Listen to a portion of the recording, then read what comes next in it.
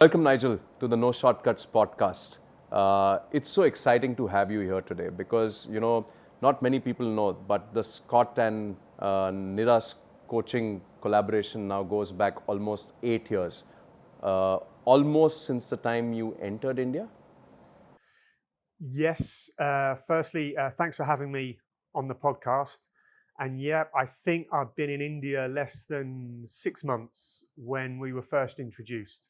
And one of the things back then that stood out for me most was your honest review and honest opinion on most things cycling and coaching related to the sport. You know, and that's what was my biggest motivation to continue collaborating with you or working with you over the last 8 years. Not many people know this, but you were one of the key players in this development and the creation of the Scott Kanakia racing development program that we ran. So I think, you've been here 8 years, but you've also been part of a journey that we as a brand have taken together. And I thought, what better way to kind of capture this all in a simple No Shortcuts podcast where we'll kind of keep it simple, we'll keep it free flowing, and we can just talk about how the last 8 years were and what the next 8 years look like. Let's put it that way, right? So again, welcome to the podcast, and I think let's start off with a simple introduction for you. I mean, not many people know, but you are a UCI Level 3 certified coach. Is it safe to say that you are the only UCI Level 3 certified coach in India today? I suppose technically I'm British cycling level 3, but then the British cycling qualifications are UCI certified or to that standard. I'm sure that there are people in India through the various Indian federations that have gone and done UCI courses at the UCI satellite centres across Asia, but certainly in terms of British cycling level 3, yeah. I mean, what brought you to cycling? Because I know long back when we had a discussion, you said you started off as a runner and then you took up cycling and you got hooked onto cycling. So you want to kind of just. Yeah, sure. So in the early 80s, as a young teenager, I was a runner. I joined my local athletic club. That club competed regionally and nationally. And I did that well into my mid 30s. I broke my ankle out training on a woodland trail. So I took up cycling. At the time, that was with the preconception of I have no preconceptions. I'm not going to have any benchmarks. I'm not going to compare myself to anyone or anything or any previous performance. And I'm just going to enjoy keeping fit. And that lasted about 6 weeks. I joined a cycle club. I started doing time trials. I started doing sportives. Then you do a criterium. And then before I know it, I'm off to the Alps doing some crazy rides around Tour de France stages. And so the endurance side of it has always been there throughout my life. It was just that through an unfortunate injury, I had to switch disciplines, and that's what led me to the bike. It's interesting that you say that, because when you look at it from an Indian perspective, cycling is not yet at the level of sports that it's somewhere else in the world. And we see so many people actually taking up cycling as an alternate to, let's say, something that's happened with them, like an ankle or a back or a bad shoulder, and then they take up cycling as almost a remedial measure. Okay, but most people look at cycling just as an activity that they would do it leisurely. Uh, but I believe that there's more to it. There is definitely a need for riding properly, or the requirement of a mentor or a coach, if I may call it that, to kind of enjoy your cycling. I mean, how do you kind of relate to this? Yeah, so I have clients across the whole cycling spectrum, the whole sort of performance spectrum, right from beginners right through to elite riders with national aspirations. Um, but whatever your level, there's a way of doing the riding that you're doing to the best of your ability. So even if you're a weekend rider and you just like going out to the Ghats and doing a few climbs, number one, being able to ride your bike wearing cleats. That will improve your pedal stroke, that will make you more efficient, and ultimately that will enable you to go further or faster for the same amount of energy. But that's an acquired skill. And so people don't know how to necessarily acquire that skill. They say, oh, I went out around the streets of Mumbai city centre, I came to a signal and I fell off and I hurt myself, so I'm not going to do that again. And I say to them, well, it's just a question of practice, like anything else. You know, how did you learn to swim? You know, you thought you were going to drown, but you still got back in the water. And so there's various techniques and drills and skills so that I can help people develop the skill and, more importantly, develop confidence to go out on the road. And it's not just cleats. It's if you're going out for a long ride at the weekends with your friends, you don't want to be stopping every 30 minutes so that you can drink or eat something. You want to be able to do that on the bike.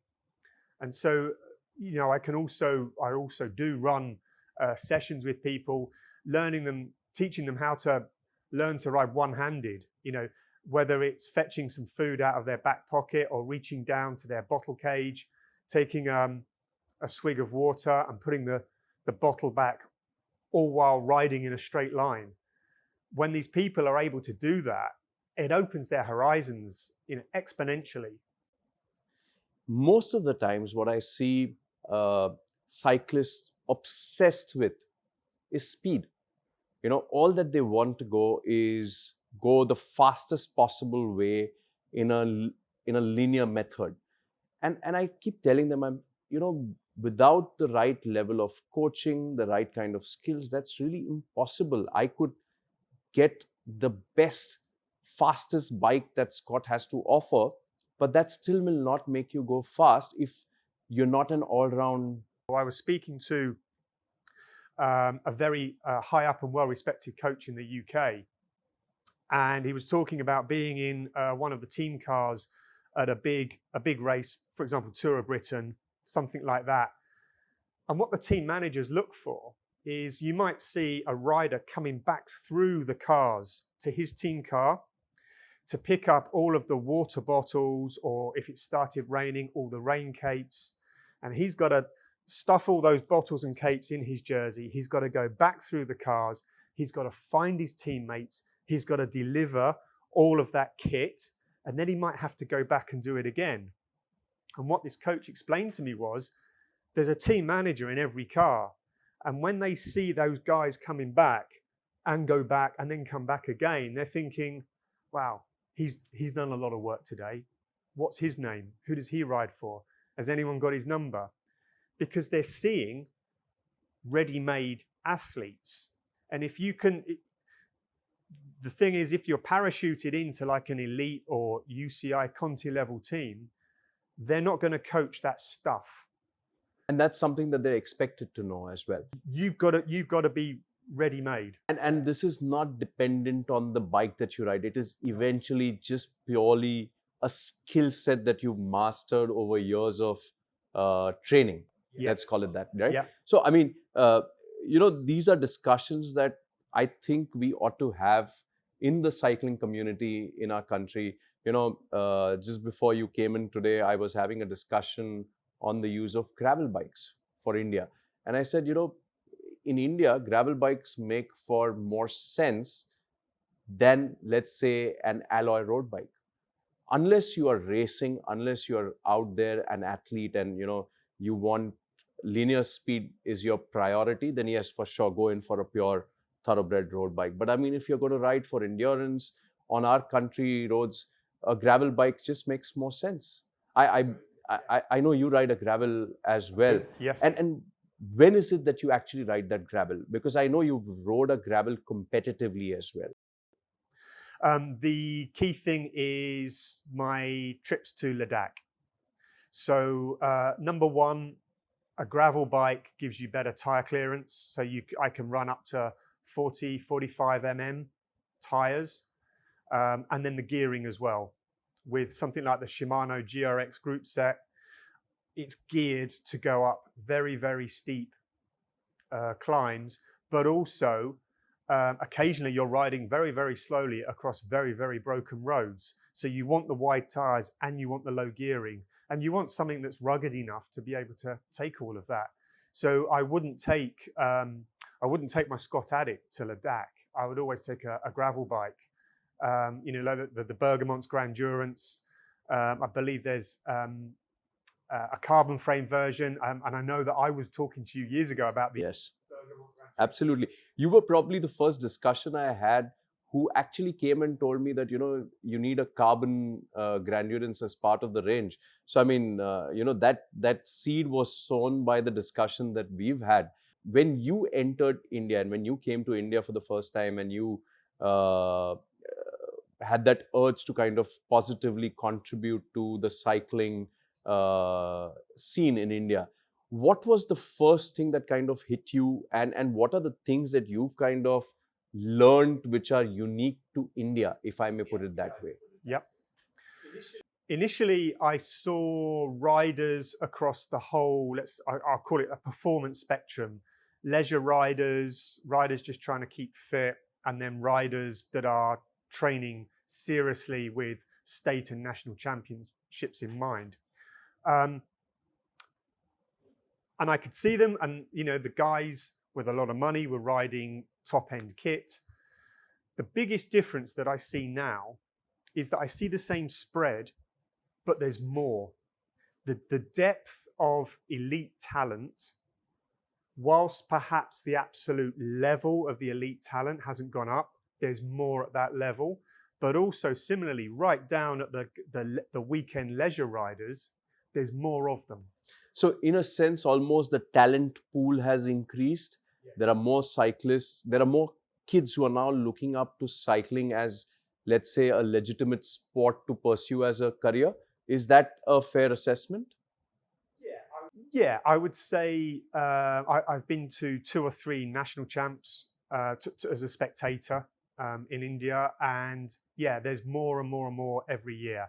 And interestingly, I must kind of say this as well, female participants as well. The girls' size of the fields are getting bigger and bigger and bigger. No, that's so awesome to hear. And I think that kind of taps into our business decisions as well, because, we've launched the Contessa range of road bikes specifically for the women audience. But I mean, I'm digressing here a little bit on that topic. But I mean, coming back to the coaching piece of it, I mean, how is it that you think Indian cyclists can benefit with structured coaching? I mean, many a times we've seen in our experience, they start off, but they've heard someone else tell them that, oh, but you need to do this, you need to do that. So it's almost as if they're getting confused with the direction that they must take.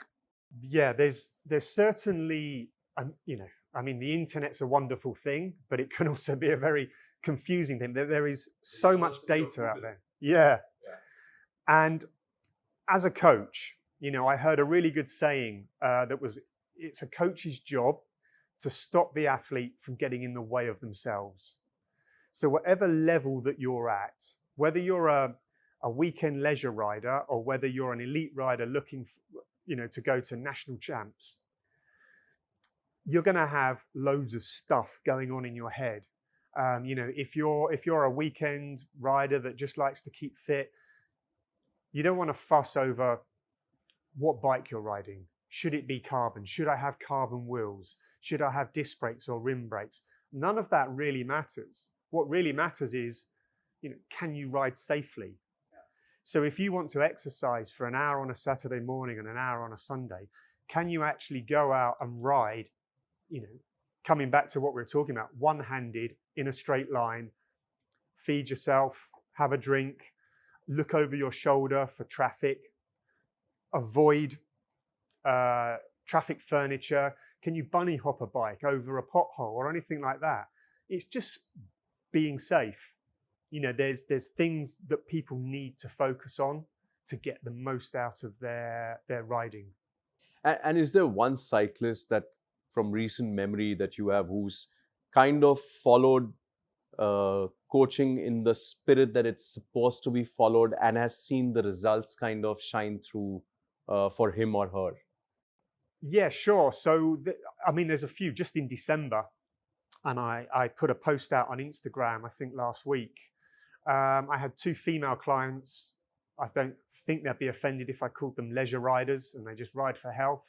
They did the Mumbai Geo Cyclothon, 100K ride, and they finished in terms of time second and Oh, that's third. brilliant. So they were the second and third fastest ladies over 100K. And are these women cyclists who are actively competing, or are they? Nope, they don't No. compete. They don't compete at all. And they were able to stand on the podium just because they were coached and they followed coaching 100%.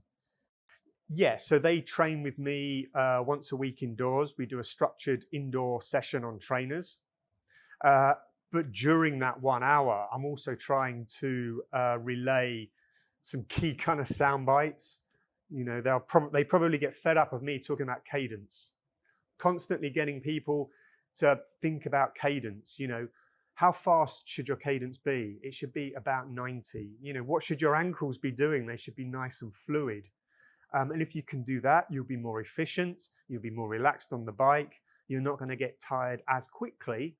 And so that it makes something as daunting as a 100-kilometer challenge more achievable.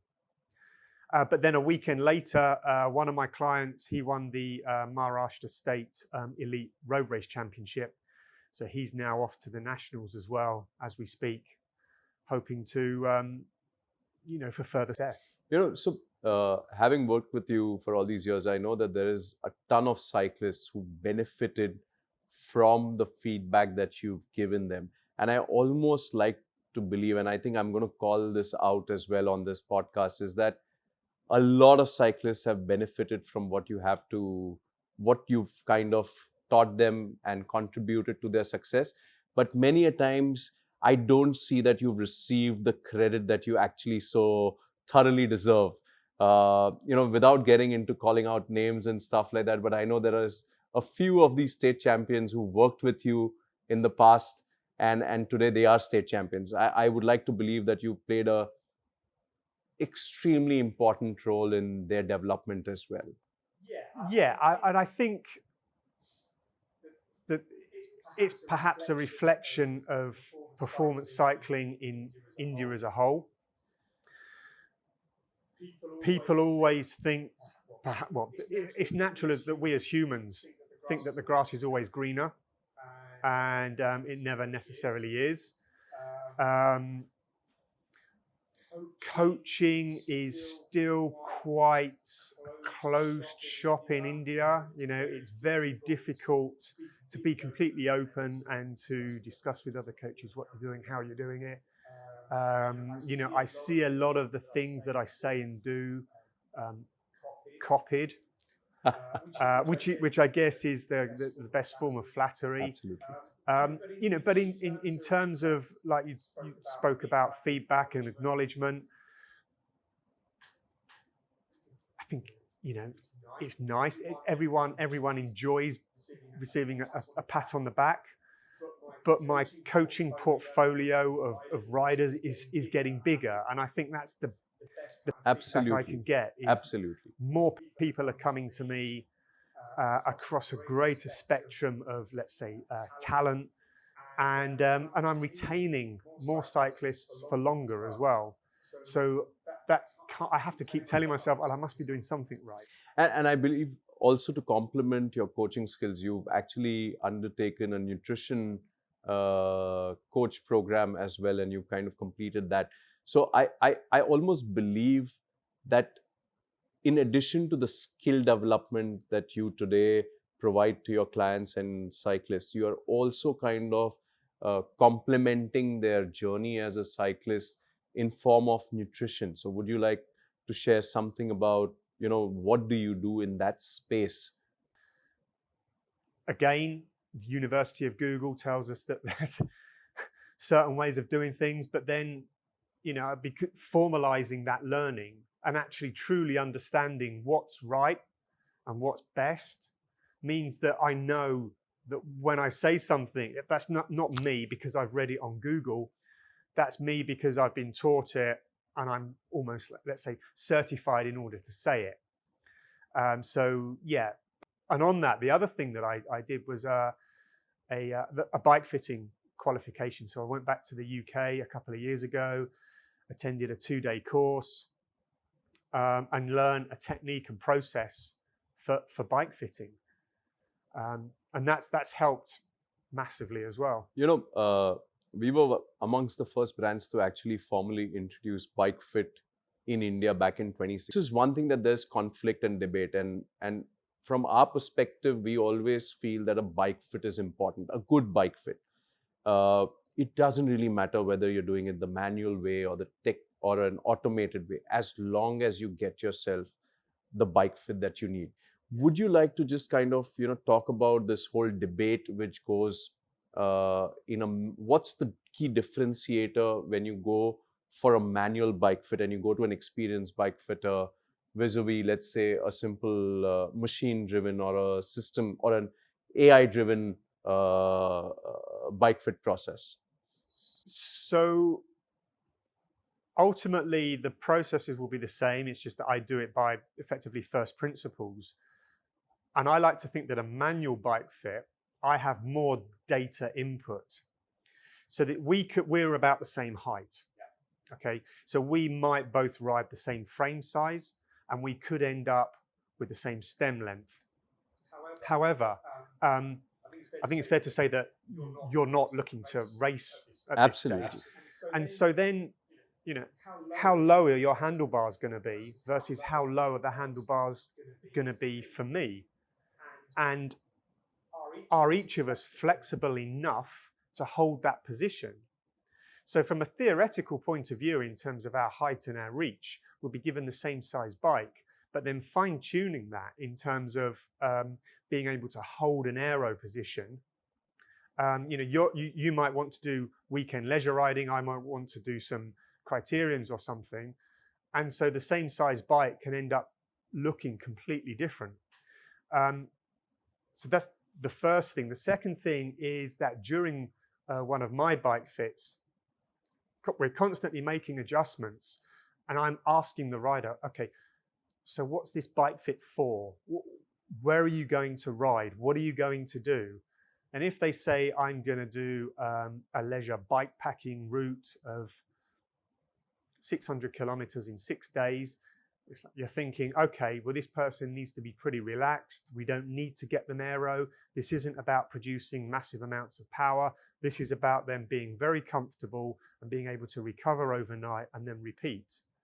If I'm talking to someone that says, okay, I'm going to go and do the state criterium championships, then you're thinking, okay, we need to get you really low. You need to be able to get out the saddle. You need to be able to sprint. You need to be able to corner. You need to be able to deliver power. You need to be as aero as possible. If you're going to go for some kind of breakaway and you want to get your head down over the stem, and it's a completely different setup. But you could have two people on the same size frame, but then how they use that can be different. And almost, isn't it also a factor of the time that is invested in completing a bike fit? Because when you do let's say a manual bike fit, you're spending what, close to about 2.5, 3 hours on that process? Yeah. I mean, I tell them be prepared to stay for 2 hours. Generally they go on. And I think, I'm a firm believer that at the end of the day, as long as you get yourself a proper bike fit, that aids in your experience of cycling immensely. And I think whether somebody's buying, let's say, a hybrid bike or even a mountain bike, there's no harm in actually getting a bike fit, because one of the biggest misconceptions rather, is that only if I ride a road bike do I need a bike fit. And that's something that we kind of keep getting.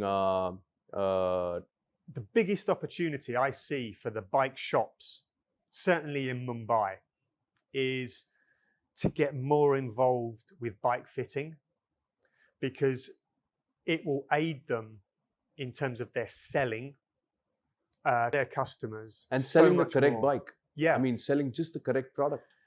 so many bike fits I've done have been, I've been trying to make the best of a bad fit, because someone has seen a very expensive bike, and when we're talking very expensive, we're talking 4, 5, 6, 7 lakh. And that's a lot of money. That's a lot of money. Yeah, and the clients are so consumed by, oh, I need Di2, oh, I need carbon rims. They get the bike because the bike shop have got it. The bike shop don't care because they're just getting the turnover. And then the person comes to me, I've just bought my new bike, I need a bike fit. And my first message is, have you actually bought it? And if they say no, I say, good, let's do the fit first. Before you get on the bike. Before you spend your money. Yeah. Thing that has to be mandatory for any cyclist for that matter. So Nigel, I mean, if I have to just summarize, you are a coach, you're a nutritionist, you're a bike fitter, and I know from personal experience that you're a competitive cyclist as well, because back in the day, every time I spoke to you, you were busy planning your next race. Yeah. Where is it that you're going to travel? How is it that you're going to travel? Where is your next event going to happen? I assume COVID kind of was a dampener for you because you couldn't compete. But are you kind of back to competing at races now? In my head, yes. So yeah, you're right. COVID opened up a whole world of online virtual racing. So the racing didn't stop. I probably raced more during COVID than I had done pre-COVID. Last year, I came down, unfortunately, with 2 or 3 long-term illnesses. I had a lower back injury that kept me off the bike for about 8 weeks. But the short answer is, yes, I still want to race. Circumstances haven't allowed me to recently. And I believe you've taken up exploring a large part of India on your bicycle as well. You've gone to Ladakh, you've been to the Sayadris, you've been to the mountains in Kunur as well. So I see you traveling the length and breadth of the country, riding different terrains and riding with different cycling partners, if I may call it that. But very recently, we were discussing and you spoke about the cycling tourism as well, and how you kind of took this group to a cycling holiday. Yeah. And would you like to kind of tell us something more about it? So number one was offering cyclists the chance to stay 4 nights in one very comfortable location, that has good hot water for showers, that does good food for breakfasts and evening meals. And then on top of that, we could add, car support. So we can have a car following the routes. And every route from the hotel was different every day, so that you get different terrain, flat, rolling, climbing. We could then plan in coffee stops where we could offer the riders, good snacks, coffee, biscuits, fruit, chairs and tables so that they can actually sit down. And then also, I can actually spend time riding with the participants from a, let's call it soft coaching point of view, so that I can actually get to know the riders and say, okay, well, what most worries you about this? Oh, I really want to have a drink from my water bottle, but I'm unsure. Okay, well, when the roads are quiet, let's practice that. And you can actually offer some kind of soft coaching. The riders that want to go off and blast the climbs, okay, then we have another rider that can go off and accompany them so that they can do that. So whether they want to train hard or whether they just want to ride and chat to their friends, we can cater for all of that. And you're coming back to the same hotel so that you get familiarity, which means that there isn't a rush at the end of each day. What you've done in the last 8 years essentially is add value to an Indian cyclist's experience, his coaching, everything basically after he buys the product. And this thing keeps coming back to me many a times that we've spoken. Like, in India, cricket's like a religion, right? And for a huge part of the generation, we always said that, India became the world champions because we had a Gary Kirsten coaching us. He bought in the ethos on how the world was coaching, and he kind of bought in those best practices into the team back then, and that's kind of, it grew from there. So I almost like to always believe that you are the Gary Kirsten of cycling coaching in India, because I think somewhere or the other, that's the kind of ethos that you've kind of implemented and tried to build with the people that you worked with. Uh, so I think a big thank you from our side for all that you've done. But what's the next 8 years looking for you? What's the next thing that you want to kind of tick mark and say, that's something that I want to do whilst in India? Well, I'm fortunate enough to have a very sort of rich and varied client base. And a lot of people, some of those people are quite sort of philanthropic. And building on what you mentioned earlier, when we started the Kanakia Scott racing team, so that was like an Indian domestic cycle racing team where we put 4 riders up in a 3 BHK apartment together with all of their bikes and all of their kit, somewhere where they could train. And we tried to help them understand what the life Of a cyclist is. And then we tried to create a race program and support them in that. The next step would be, if we got the backing, to take that and actually take a group of riders outside of India, parachute them into a base in Europe. Doesn't have to be the UK, but the UK is a good start because then there's no language barrier. Find a few races and a few time trials and just let them experience it, the competition. It's unfortunate that COVID hit at the time that it hit, and we had to kind of pull the plug off that program. But I think today, if we again get an opportunity like this, I'm just putting it out in the universe and see if something kind of comes back. If we get the right kind of support, you can write Scott down for kind of contributing again to that program and starting from scratch, where we can add value to those cyclists who are part of the program. The biggest barrier I see to performance cycling is getting more riders outside of India and seeing what the wider world offers in terms of competition and where those levels are. And as soon as you see where that level is, you can say, okay, this is the work I have to do now to get to that level. And I think you make a very valid point there, because I think when we speak to parents of cyclists and, when we interact with them, there's almost this fear that if we kind of step out of India and go out, what if we don't make it? Then, the kind of investments that I've gone through to kind of have this experience, all of that is so kind of daunting that they almost don't make that step. And I think if there is some structure that we could put together and have some support in place, I think it would work great for Indian cycling in general. And I think with the right support, even from the federation, make the sport just grow and grow that base.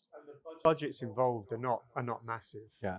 It's probably to get a team of 6 riders, let's say in Europe, with a decent race program for say 4 months of the year, it's probably about 1 crore, 1 to 2 crore. There you go. So anybody who's listening in to this and wants to kind of contribute to the program, and there are plenty of organizations, already in situ that would then facilitate that. And we'll back them up with the equipment for sure. I mean, we'll get them the best products that we have to offer to ensure that, they're right up there. If I have to kind of look back at the last 8 years and look back at the collaborations that we've done in the past, we've seen you race, we've seen you coach, we've seen you bike fit, we've spoken a lot about cycling in general. But one thing that no one can take away from you is the value that you've added to the Indian cycling scene in general, in various capacities, with various clients and cyclists over the years. And I would hate for you to ever come and tell us that, hang on, I'm going back to the UK. So for the health of Indian cycling, I just hope and wish that you are in India for a lot many more years, and we continue working together and contributing to the growth of Indian cycling. Thanks very much, Jaymin. Yeah, that's very generous words. And conversely, I have loved and I do love working with the Scott brand. I think what you're doing in terms of Indian cycling, of having a direct presence here, and all the support that you offer to the communities of cyclists is unparalleled. It's unmatched anywhere else. And so to be part of that, Thank you.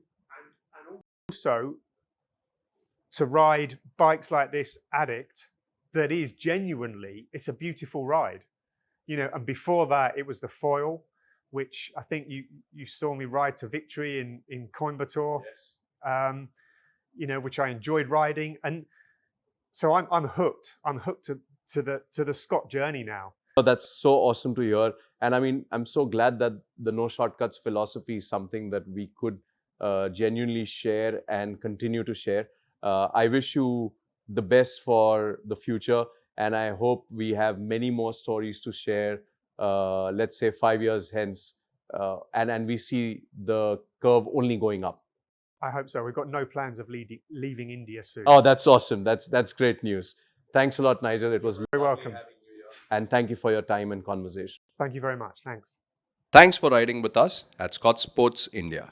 Keep exploring the trails of adventure and subscribe to the No Shortcuts podcast for enriching and exciting content. Until next time, keep the wheels spinning.